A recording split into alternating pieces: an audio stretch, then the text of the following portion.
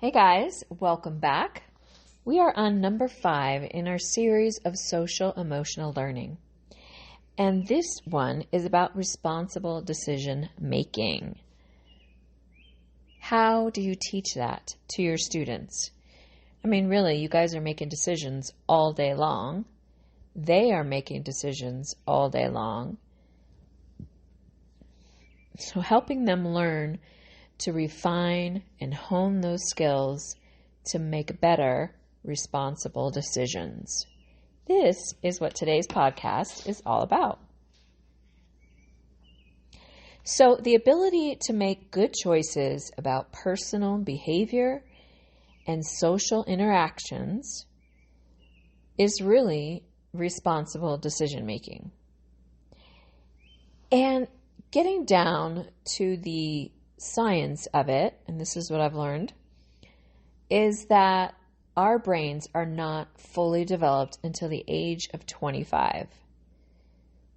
So all students from pre-K, kinder, all the way up to a senior in high school, their brains have not fully developed.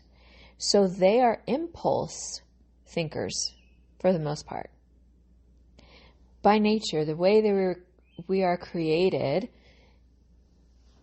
they make decisions by using their amygdala, which is impulse, emotional led. So we're going to talk about a few ways where you guys can teach this to your students and how they can make better, responsible decisions. So I want to encourage you to leave a review, 5-star rating, wherever you are listening, either in Apple Podcast, Google, Spotify, iHeartRadio, anywhere you are listening. I would love to hear from you and how this has impacted you. And if there's something you want to hear about, I would love to hear from you as well. Please message me. I would love to connect with you. Also, don't forget to join my Facebook group, Behavior Strategies for Class. And we can connect there, and you can connect with other educators there as well. And starting in June, we have room for 3 free phone calls where we can connect and talk about your specific students and what behaviors they were struggling with. So I would love to connect with you soon. So as I was saying, the human brain is not fully developed until age 25. So like a lot of our students, they are definitely impulse, emotionally led. Like someone irritates them, like they want to punch somebody in the face. They want to cuss them out.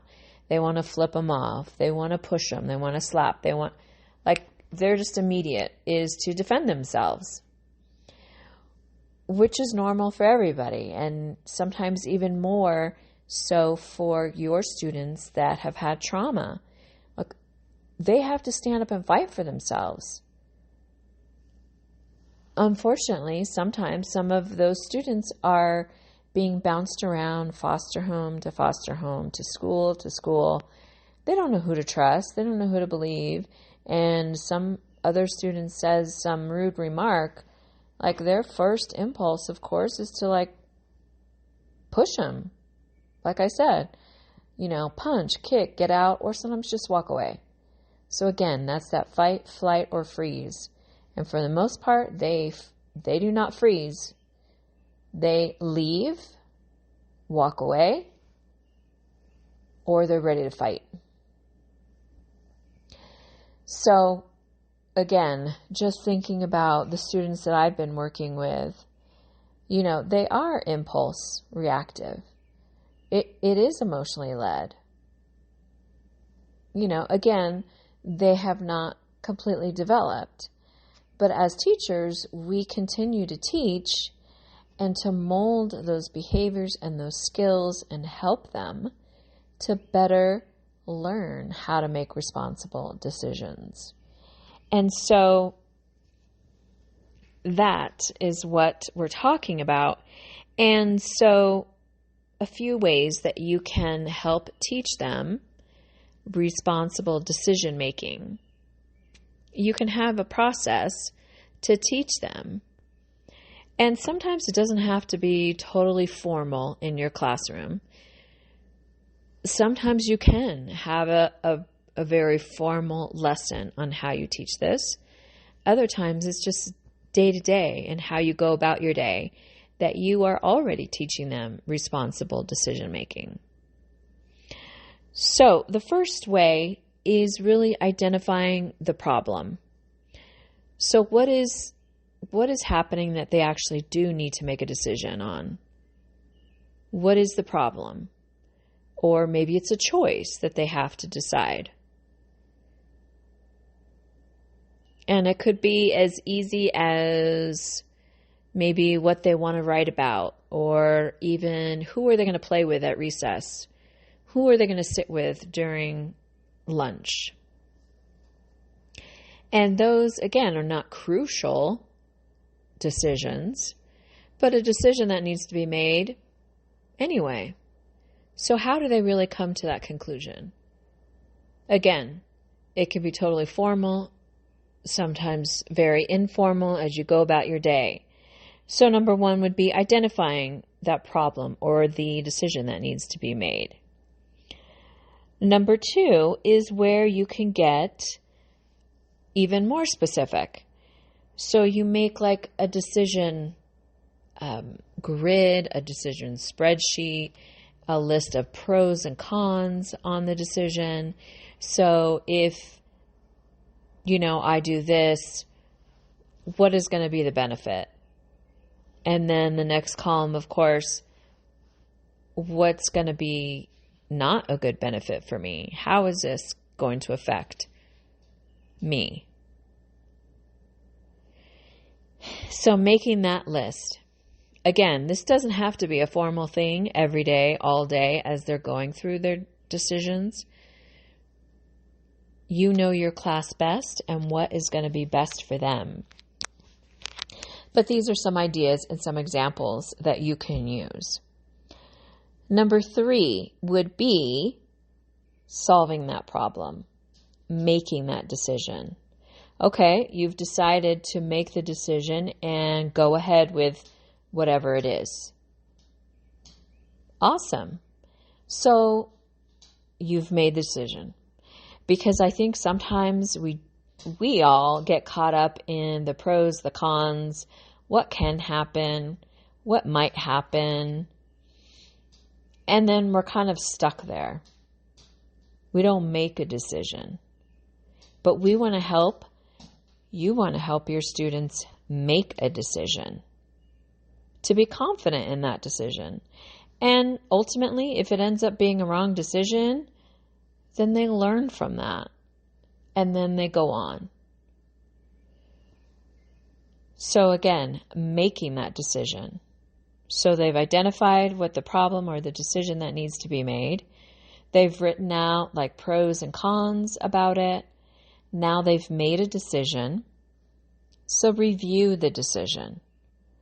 So ultimately, how does this decision affect not only themselves, but the people around them? How is it affecting them?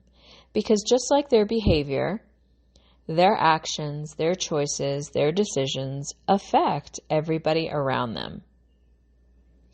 And that is really important too, to get your students to realize all of their choices and decisions affect everybody around them. It's not just about them. So again, the human brain is not developed until they're 25. Right now, your students are making decisions through the amygdala in their brain, and that is really their impulse emotional drive. So they're used to making impulsive decisions. But as a part of your social emotional learning, you want to teach your students to make responsible decisions. And what is the process? So let's review. Number 1, identifying what's the problem. What's the decision that needs to be made? Number 2, what are the pros and cons? You can write it out. They can talk it out. They can make a spreadsheet. But then number 3, they need to make that decision. From all of the information they have gathered, that they know about it, let's make a decision. And then number 4, you can go ahead and review that decision. Stick to that. And how is it affecting you and those around you? Teaching them to be confident in making those responsible decisions. Again, it may not always turn out exactly how they expected, but they made a decision and they just go with it and they learn from it. Just like we all are lifelong learners, you continue to teach your students that they are constantly learning. And they are constantly learning all summer as well. So, our social emotional learning, we have talked about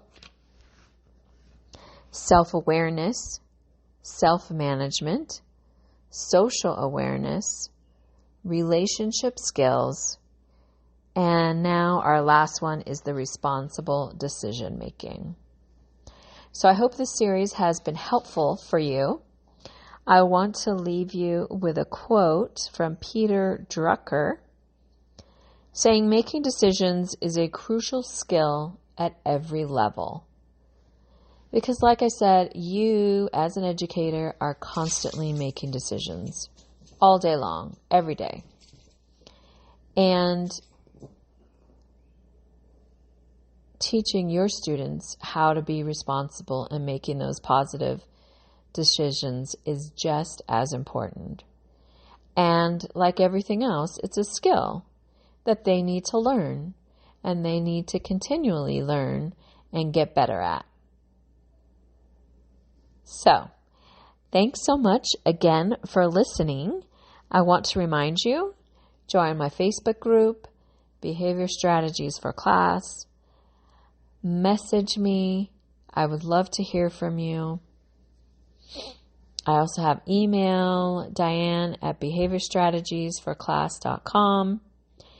And check the show notes for the free phone call that you can sign up for in June.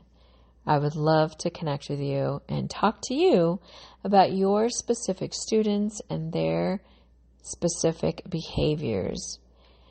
So, thanks again, and I will see you next week.